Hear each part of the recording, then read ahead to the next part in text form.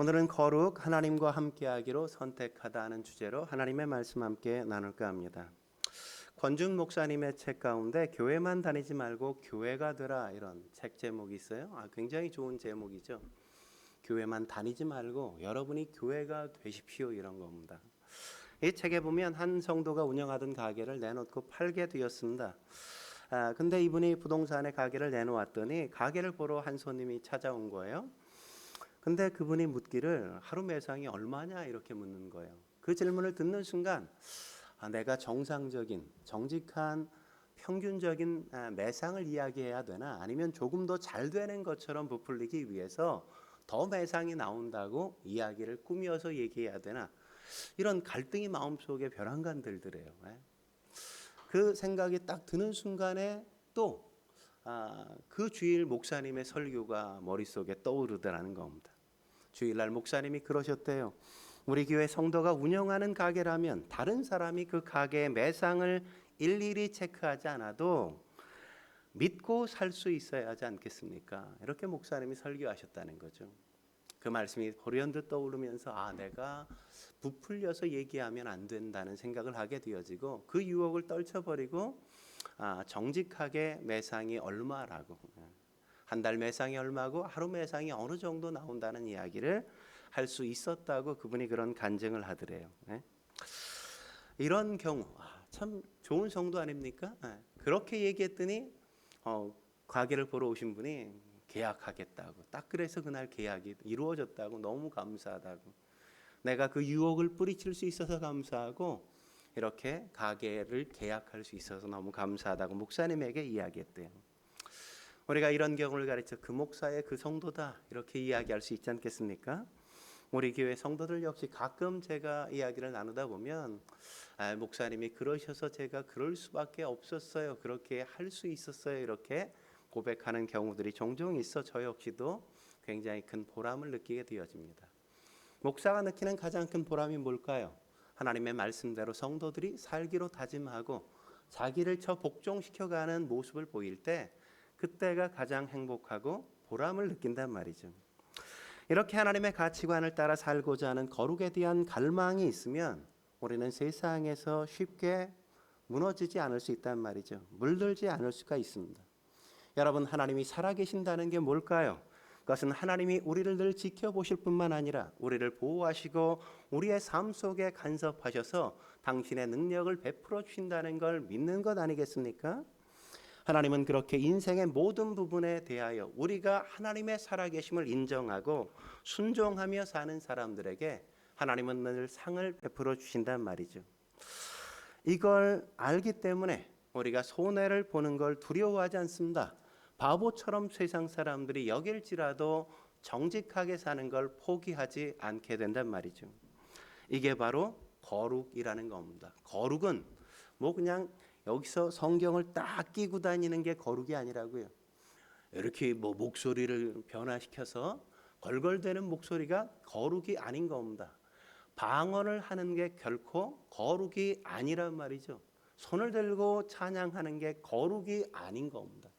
하나님의 말씀대로 나를 복종시켜가며 말씀을 이루며 사는 게 바로 거룩이란 말이죠.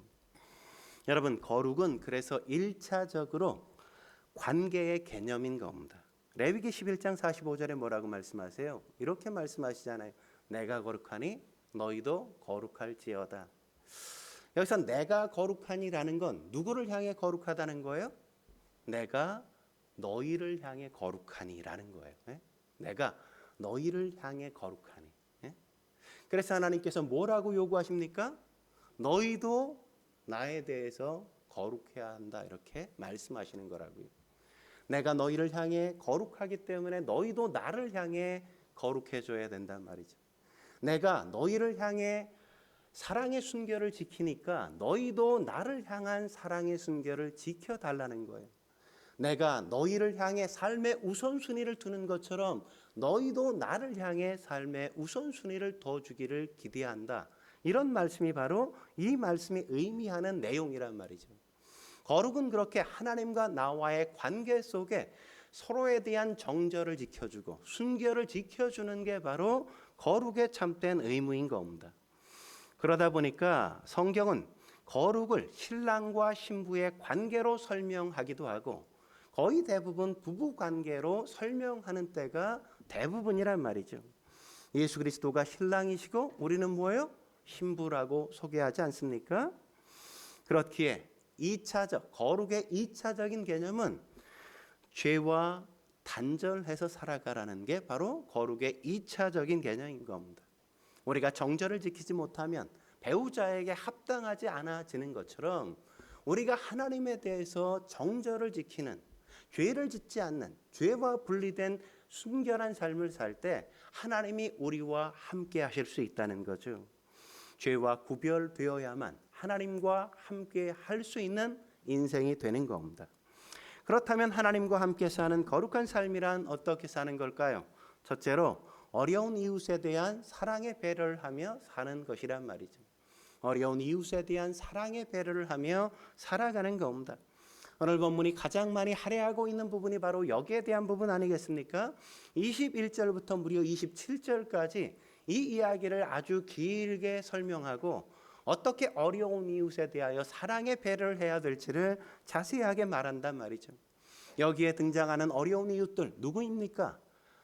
이방인 나그네, 그리고 고아, 그리고 과부, 이런 사람을 언급하는 걸 우리가 확인할 수 있죠. 이런 대상을 가리쳐 우리가 소외계층이라고 이야기하지 않습니까? 이들은 누군가의 관심이 필요하고 사랑의 배려가 절실하게 특별하게 필요한 사람들이란 말이죠. 왜 그렇습니까?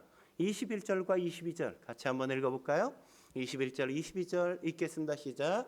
너는 이방 나그네를 압제하지 말며 그들을 학대하지 말라. 너희도 애굽 땅에서 나그네였음이라. 너는 과부와 고아를 해롭게 하지 말라.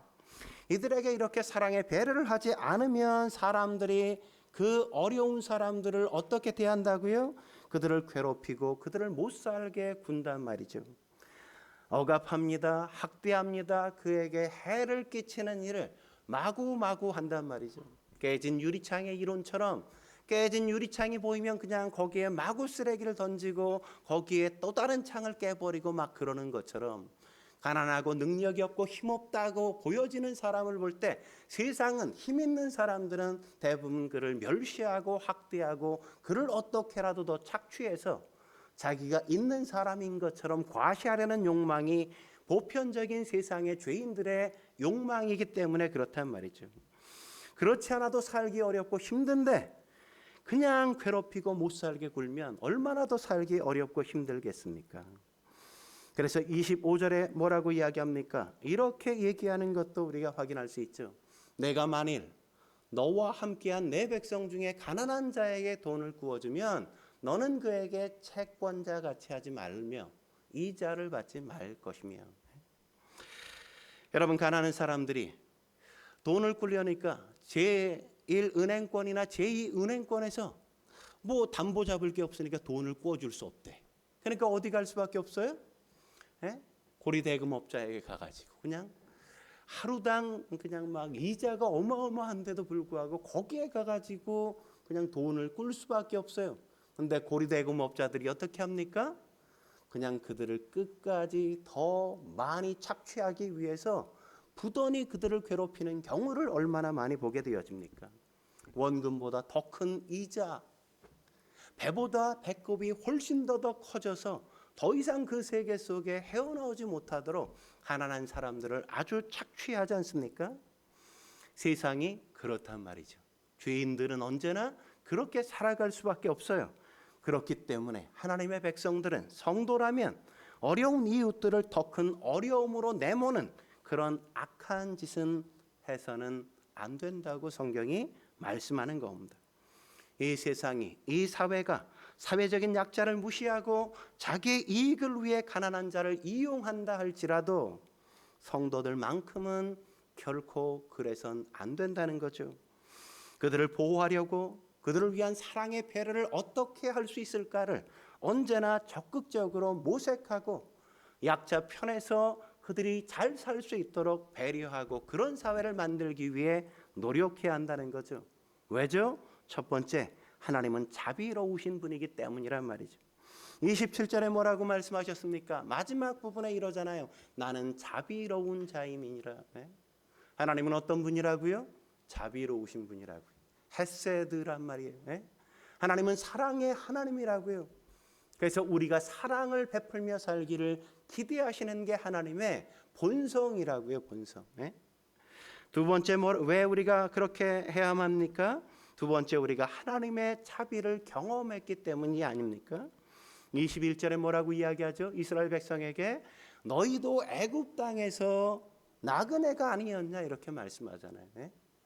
애굽 땅에서 나그네였을 때 그들이 어떤 삶을 살았어요? 그들은 학대를 당했습니다. 박해를 당했습니다. 자기의 소유에 대해서 정당하게 보호를 받지 못했어요. 그들은 모든 것들을 빼앗기고 늘 그냥 학대받는 그런 처지의 삶을 살았다고요.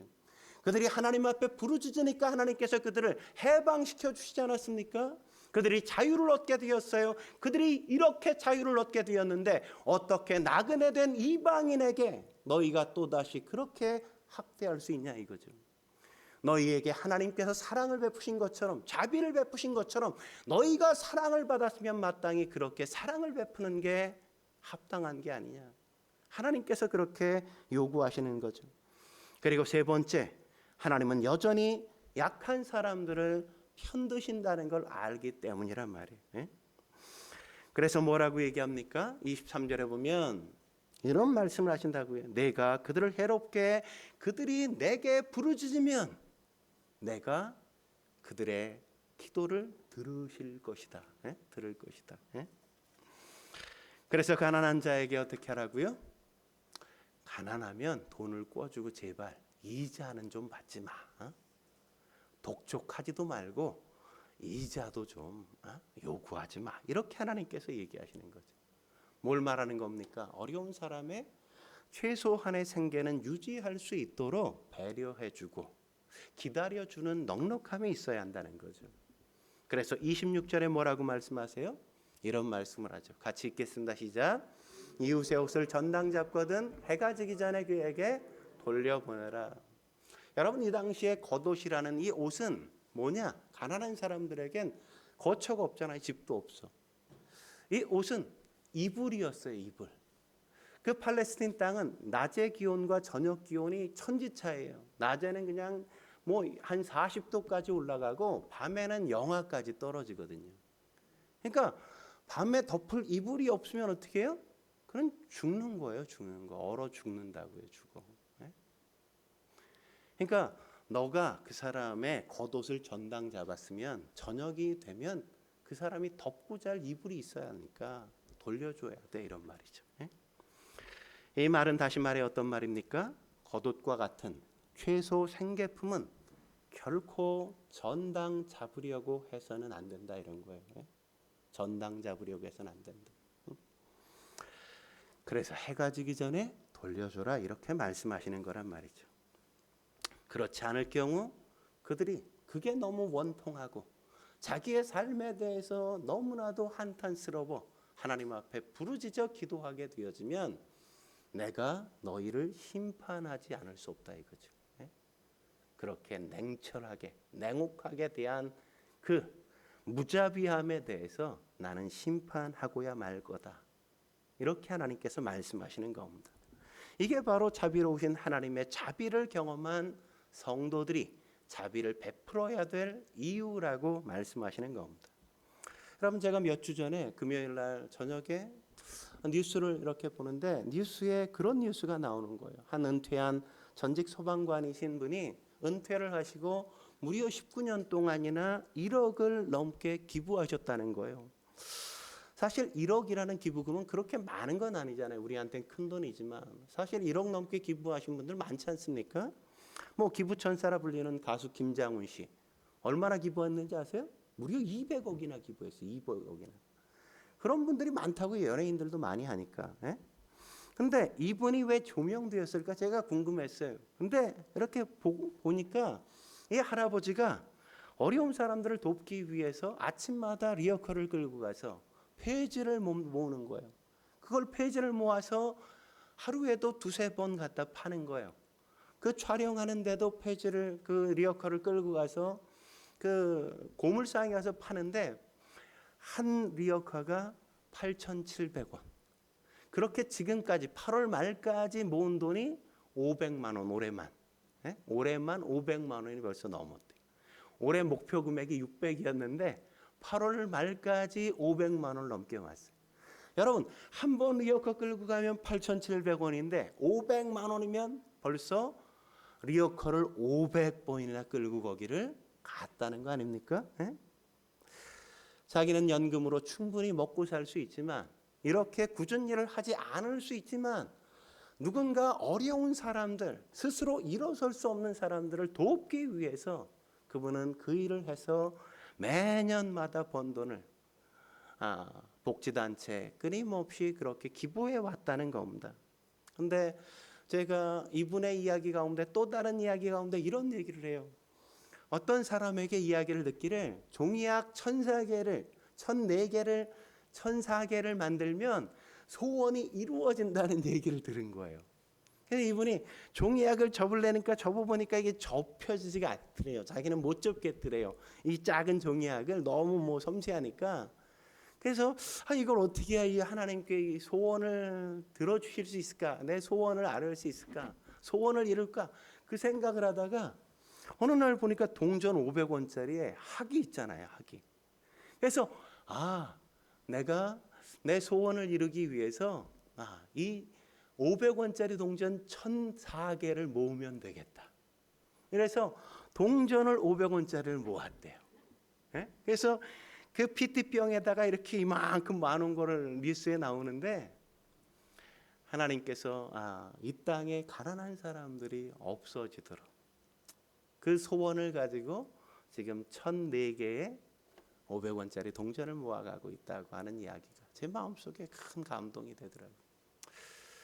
우리 성도들의 가정들을 봐도 대부분 그렇게 넉넉하지 않습니다. 살아가기에 그냥 빠듯하고 어려울 때도 있고, 제가 그 생각을 했어요. 우리도 이거는 좀 할 수 있지 않을까? 우리가 돈을 쓰다가 생기는 500원짜리 거스름돈이 생기면 이것을 우리가 구제헌금으로 같이 가지고 오면 어떨까? 제가 다음 주에 이렇게 저금통을 하나 헌금함 위에다 올려놓을 테니까 여러분들이 거기에 500원짜리 일주일 동안 생기는 걸 갖다가 넣으십시오. 그리고 그거는 1,004개가 채워지는 그때 우리 주변에 어려우신 분이 계신다는 이야기가 들리면 그분 앞에 이렇게 기부하는 것으로 제가 그렇게 하고 싶습니다. 어제도 제가 이렇게 집에서 있는데 벼랑간에 문자가 하나 왔어요. 교단에서 보낸 겁니다.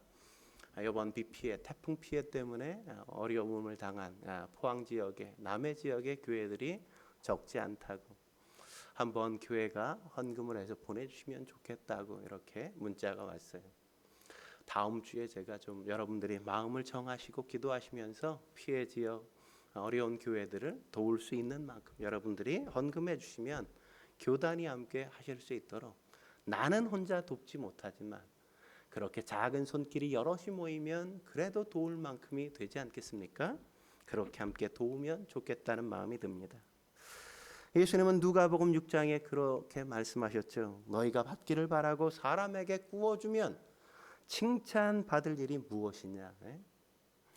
그러면서 뭐라고 말씀하시죠? 누가복음 6장 35절에 이렇게 말씀하셨습니다. 같이 읽어볼까요? 시작. 오직 너희는 원수를 사랑하고 선대하며 아무것도 바라지 말고 구워주라. 그리하면 너희 상이 클 것이요 또 지극히 높으신 이의 아들이 되리니. 우리가 어떤 일을 행해야 우리가 하나님의 아들이 될 수 있어요? 우리가 상을 받을 수 있어요? 사랑하는 사람을 사랑하는 게 아니라 원수를 사랑하고 그들에게 선대를 하면, 뭐 나에게 잘해주는 사람에게 잘해주는 건 당연한 거죠. 이미 다 상을 받았어. 근데 원수를 사랑하면 하나님의 아들이 되는 겁니다. 그리고 하나님에게 상을 받는 일이 되는 거라고요. 그리고 뭘 하라고요? 아무것도 바라지 말고 구워주라고요. 주는 마음으로 그냥 구워주라는 거죠. 얼마나 어려우면 나 같은 가난한 사람에게까지 좀 혹시 돈 있으면 빌려줄 수 있어요? 이렇게 얘기할 수 있겠습니까? 나처럼 바둥바둥 살아가고 있는데 나 같은 사람에게까지 돈 좀 있으면 꿔주세요. 이렇게 얘기하는 그 마음은 오죽하겠냐 말이죠. 그럴 때 어떻게 하라고요?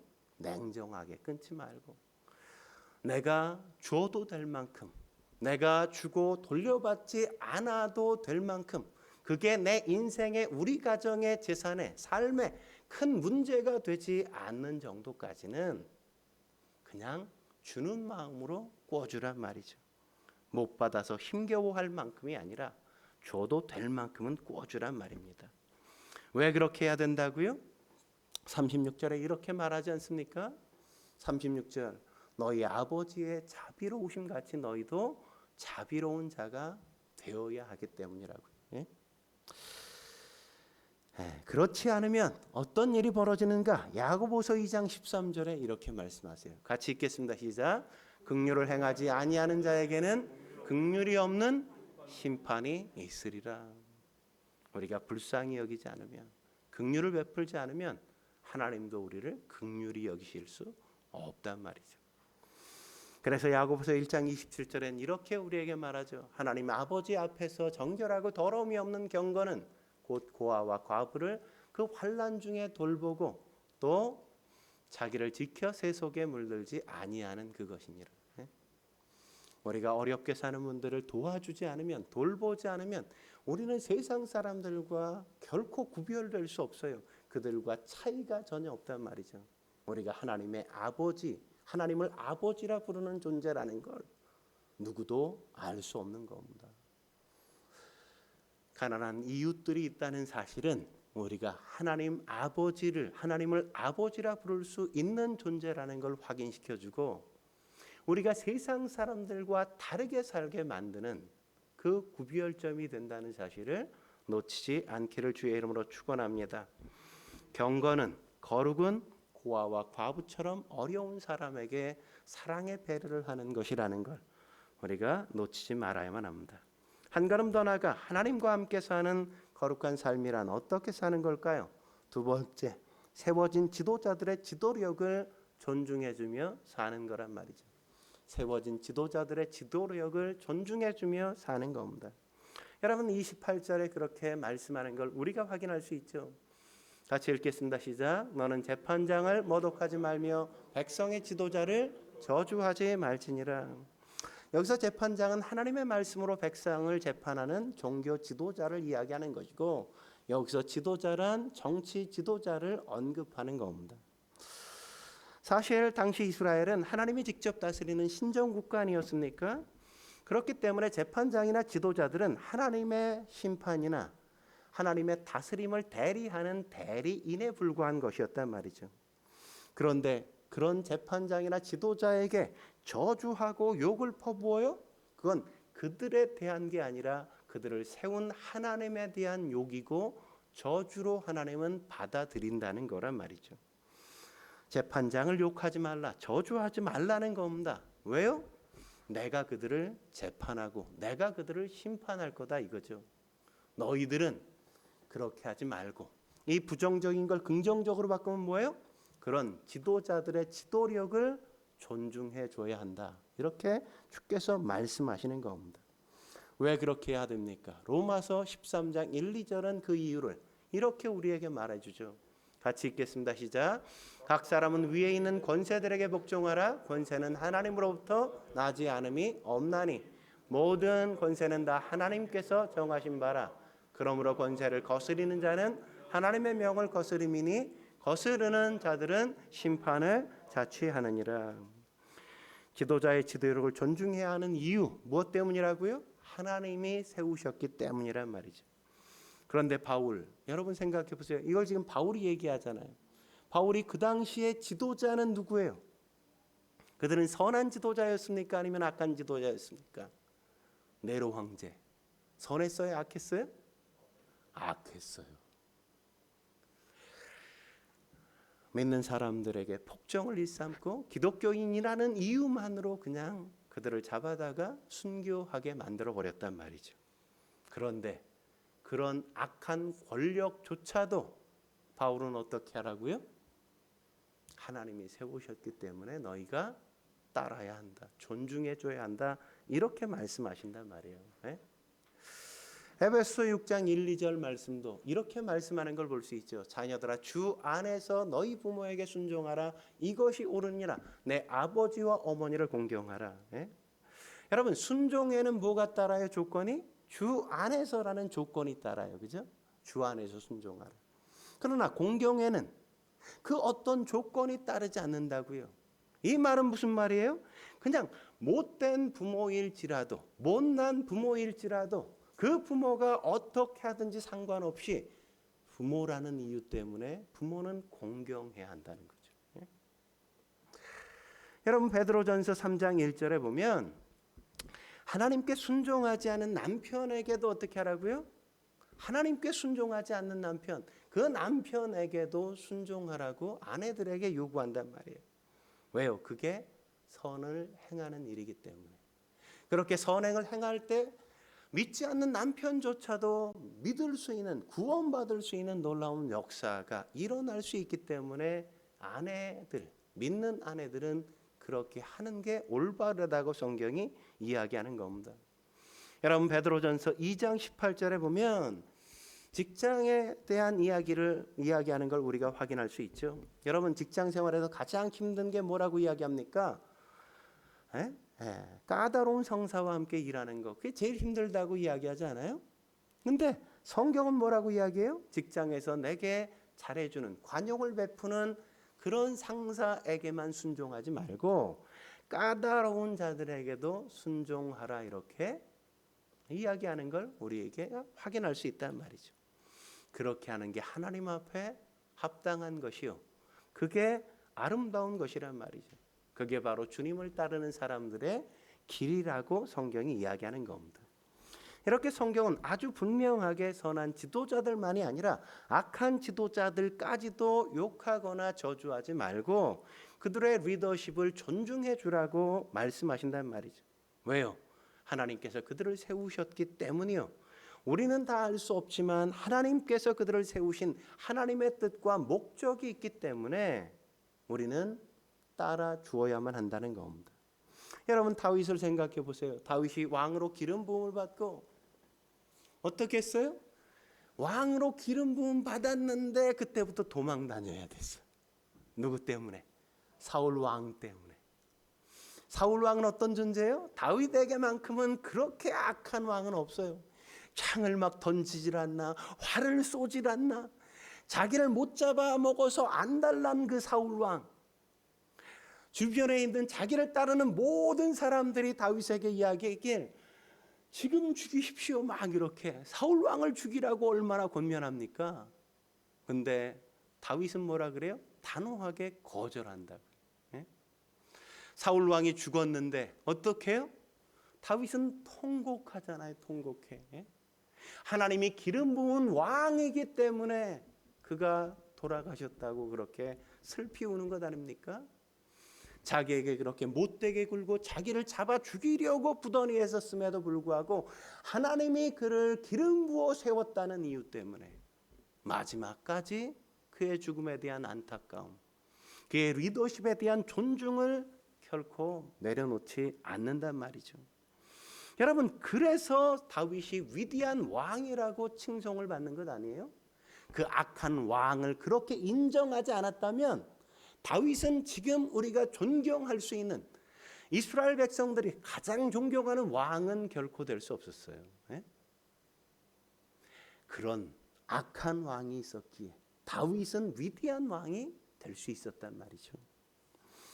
하지만 그렇다고 해서 우리가 무조건 그냥 지도자에게 묻지도 따지지 말고 무조건 복종해야 한다? 그건 아니라고요. 예? 우리가 지도자의 지도력에 대해서 묻고 따져야 될 일이 있는 겁니다. 한 세 가지가 있어요. 첫 번째 뭐냐? 지도자가 하나님을 명백히 대항하거나 하나님의 뜻을 어기면 순종하지 않을 수 있단 말이죠. 응? 여러분 생각해 보십시오. 다니엘이 바벨론의 포로로 잡혀갔을 때 제사 음식을 먹어라 이랬을 때 아이고 감사합니다 이러면서 고기를 막 집어 먹었나요? 안 먹었잖아요. 여러분 애굽의 산파들이 이스라엘 남자아이를 낳으면 다 죽여버려 라고 바로가 명령했음에도 불구하고 순종했어요? 안 했어요? 안 했잖아요. 안 했잖아요. 예? 왜 순종하지 않았죠? 그건 지도자의 권위보다 하나님의 권위가 더 중요했기 때문이란 말이죠.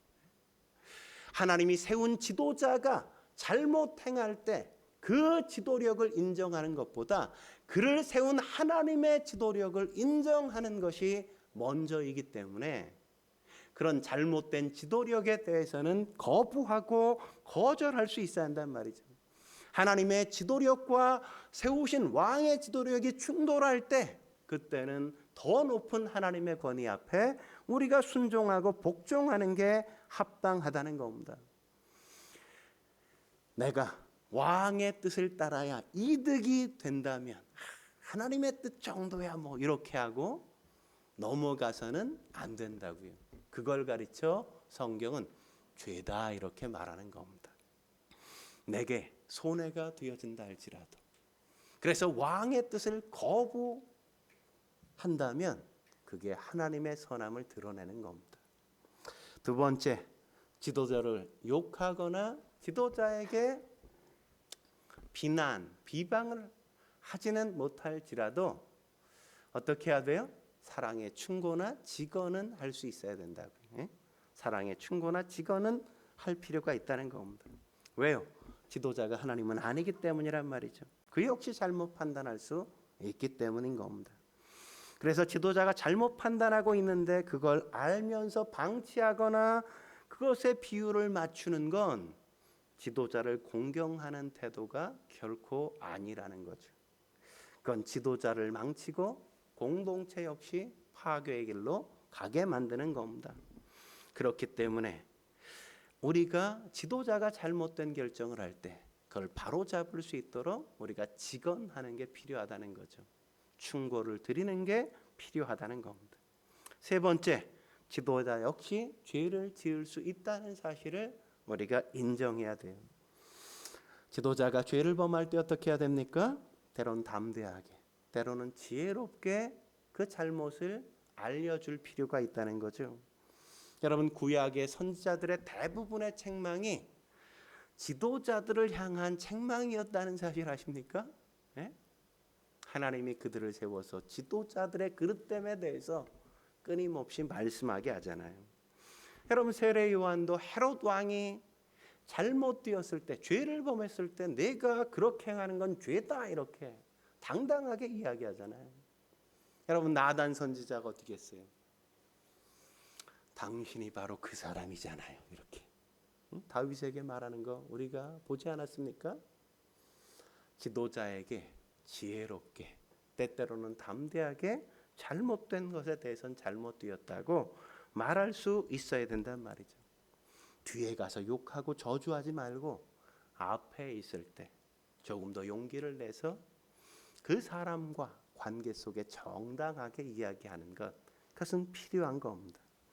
물론 어디까지 순종하고 어디까지 직언해야 될지, 어디까지 잘못을 얘기해야 될지 참 애매모호할 때가 있죠. 그래서 분별력이 필요하고 지혜가 필요한 거란 말이죠. 그리고 우리가 반드시 해야 될 게 뭐겠어요? 우리는 리더를 위해서 기도해야만 하는 겁니다. 기도해야 돼요.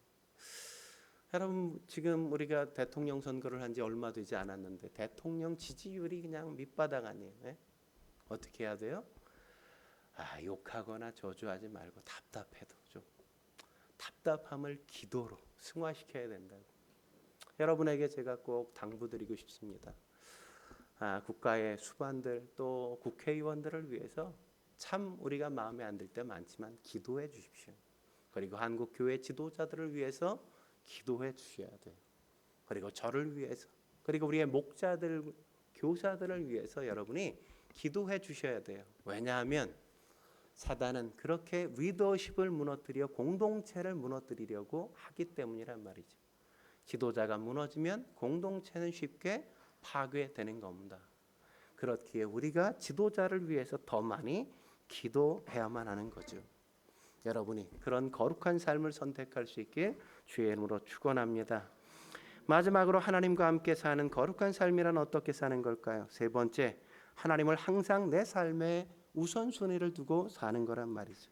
오늘 29절 30절이 그렇게 말씀하는 걸 우리가 확인할 수 있죠. 같이 읽겠습니다. 시작. 너는 내가 추수한 것과 내가 짜낸 집을 바치기를 더디하지 말지며 내 처음 난 아들들을 내게 줄지며 내 소와 양도 그와 같이 하되 이래 동안 어미와 함께 있게 하다가 여드레 만에 내게 줄지니라. 여러분, 이건 첫 열매에 대한 규정이란 말이죠. 여러분, 첫 열매는 누구의 거라고요?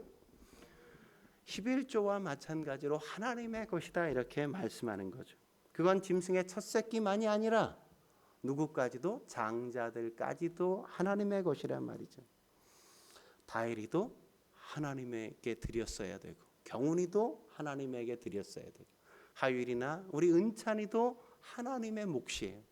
우리 재영이도 부모 것이 아니라 하나님께 먼저 드려야 할 존재란 말이죠. 그런데 하나님이 그걸 어떻게 하셨어요? 출애굽할 때 이스라엘 백성의 모든 장자를 대신해서 어린 양을 대신 잡아서 바치게 하지 않았습니까? 그처럼 이스라엘의 모든 사람들의 장자를 레위인들에게 대속하게 만드셨단 말이에요. 그래서 이스라엘의 장자의 숫자와 레위인 지파의 숫자, 남자의 숫자가 거의 똑같아요. 그러니까 이스라엘 장자가 태어나면 그를 바치는 대신에 이스라엘 레위인 지파의 남자에게 11조를 드리고, 이런 것들이 그래서 그들의 몫으로 가게 되는 거예요. 그래서 숫자가 거의 비슷한데, 이게 숫자가 레위 지파의 남자의 숫자가 적으면 어떻게 하게 하셨냐면 1인당 한 사람 남자당 장자당 5세겔씩을 하나님 앞에 드리도록 요구하고 있는 걸 우리가 확인할 수 있단 말이죠. 이렇게 11조와 첫 열매는 일부만 하나님의 것이 아니라 내 삶의 모든 게 하나님의 것입니다라는 고백인 겁니다. 전부 하나님의 것이기에 전부 다 하나님 앞에 드리는 게 마땅한데, 하나님께서는 10분의 1만 줘도 네가 다 드린 것으로 해줄게. 첫 열매만 내게 줘도, 장자만 내게 줘도 내 자녀를 모두 다 내게 준 것으로 해줄게라고 하나님께서 우리에게 요구하신 거란 말이죠. 그게 우리 얼마나 감사한 일이에요. 놀라운 은혜 아닙니까? 여러분의 표정을 보니까 별로 은혜가 아니네. 내 걸 뺏어가는 것처럼 아직도, 그럼에도 불구하고 느끼고 계신 것 같아요. 이렇게 11조와 첫 열매를 드리게 하신 이유는 우리의 구원자가 하나님이시요, 우리의 끊임없는 생명의 후원자가 하나님이시요, 우리의 모든 소유와 우리 자신도 하나님의 것이라는 고백을 담는 거란 말이에요. 그런데 인간의 심리가 어때요? 여러분의 지금 표정처럼 인간의 심리가 그걸 깊게 체험하고 이 사실을 처절하게 깨닫게 되어지지 않으면 이게 왠지 드려지는 게 꺼려진단 말이죠.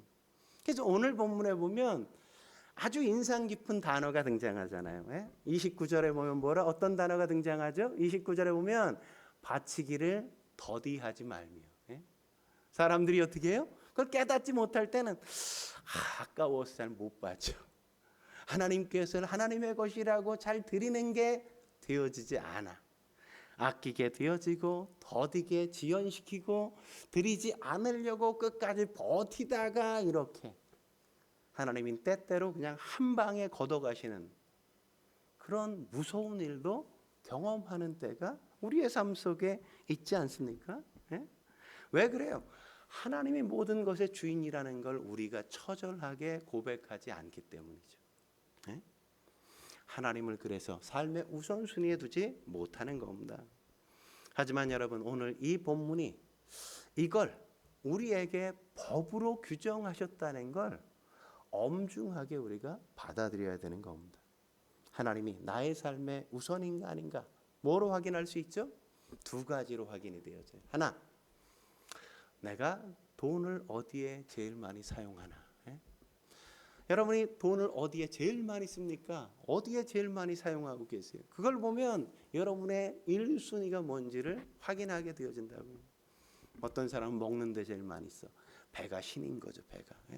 어떤 사람은 자녀에게 제일 많이 써. 자식이 우상인 거죠, 그죠? 내가 어디에 가장 많이 사용하고 있는가. 그걸 보면 내 우선순위가 어디 있나. 또 하나, 어디에 내가 시간을 가장 많이 사용하는가. 제가 가끔 이렇게 나누다가 우리 김현옥 집사님에게 지난주에도 나누다가 은혜가 됐던 게 그런 거예요. 자기는 딴 거 할 시간이 없대요. 예. 아이들 직장에서 퇴근하고 아이들 돌봐주고 그리고 나서 남는 시간 하나님의 말씀을 보고 듣고 하는, 그러면 잘 시간이 다 돼서 딴 거 할 시간이 없다는 거예요. 그러니까 뭐예요? 우리가 직장에서 일하고 자는 시간 빼고 내가 어디에 가장 많은 시간을 할애하는가, 내게 시간이 주어진 것, 그걸 볼 때 우리가 뭘 우선순위에 두고 있는지를 확인할 수 있죠. 우리 박명자 집사님도 늘 벌써 성경을 일독하고 너 두 번째 읽고 계시다 뭐 이런 말씀을 하시는 걸 보면 그게 은혜가 된단 말이죠. 우선순위가 뭐라는 거예요? 하나님이 우선순위라는 걸 그렇게 표현하는 거란 말이죠. 여러분, 예수님께서 이 율법을 새롭게 이렇게 해석해 주시는 걸 우리가 마태복음 6장 31절에서 33절에 확인할 수 있죠. 마지막으로 같이 읽겠습니다. 시작. 그러므로 염려하여 이르기를 무엇을 먹을까 무엇을 마실까 무엇을 입을까 하지 말라. 이는 다 이방인들이 구하는 것이라. 너희 하늘 아버지께서 이 모든 것이 너희에게 있어야 할 줄을 아시느니라. 그런즉 너희는 먼저 그의 나라와 그의 의를 구하라. 그리하면 이 모든 것을 너희에게 더하시리라. 우리는 먼저 하나님의 주권과 하나님의 우선권을 인정해 드려야 되는데 우리는 이걸 늘 바꿔요. 그죠? 더하여 주시는 것을 먼저 앞세우고 하나님을 뒷순위로. 그래서는 안 된다고. 그건 이방인들이 사는 삶이지 하나님의 백성들이 살아야 할 삶의 모습은 아니란 말이죠. 하나님의 주권과 하나님의 통치를 인정하고 그분이 나의 삶의 우선순위에 있다는 걸 고백하면 나머지는 우리가 성실하게 삶을 살아간다면 결코 모든 것을 더해 주시지, 먹는 것에 궁핍하거나 마시는 것이 없거나 입을 것이 없는 일들은 결코 있지 않을 거란 말이죠. 그래서 먼저 드릴 수 있는 거예요. 먼저 하나님께서 주실 것을 확신하기 때문에 더디게 하지 않고 먼저. 그러니까 헌금도 어때요? 우리가 쓸 걸 다 떼놓고 남은 것 중에 이렇게 헌금을 얼마 할지가 결정되는 게 아니라 내가 먼저 하나님의 것을 떼고 나머지로 나의 삶의 한 달을 계획해 갈 줄 아는 그 태도가 우리의 삶의 태도여야 하나님께서 더하시리라가 이루어지는 역사를 경험하는 거죠. 그게 바로 거룩한 삶이라고요.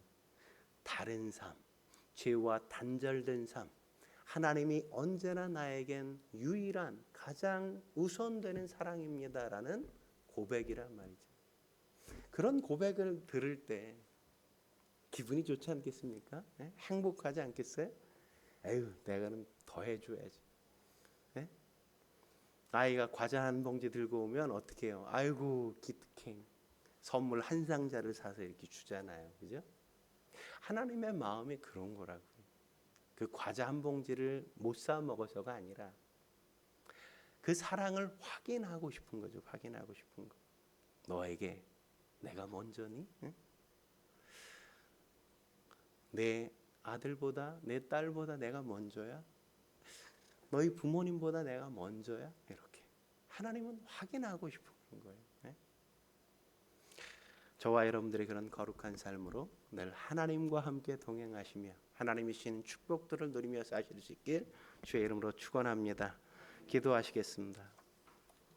거룩하신 하나님 아버지, 오늘도 주님 앞에 나와 엎드려 예배케 하시니 감사합니다. 명절 기간 하나님이 먼저입니다라고 고백하며 이렇게 주 앞에 나와 엎드려 예배하는 우리의 성도들, 그 사랑을 주님 받아주시고 우리의 성도들의 가정과 일터와 사업의 장에 주님이 함께 계심에 놀라운 축복을 경험할 수 있도록 주여 도와 주옵소서.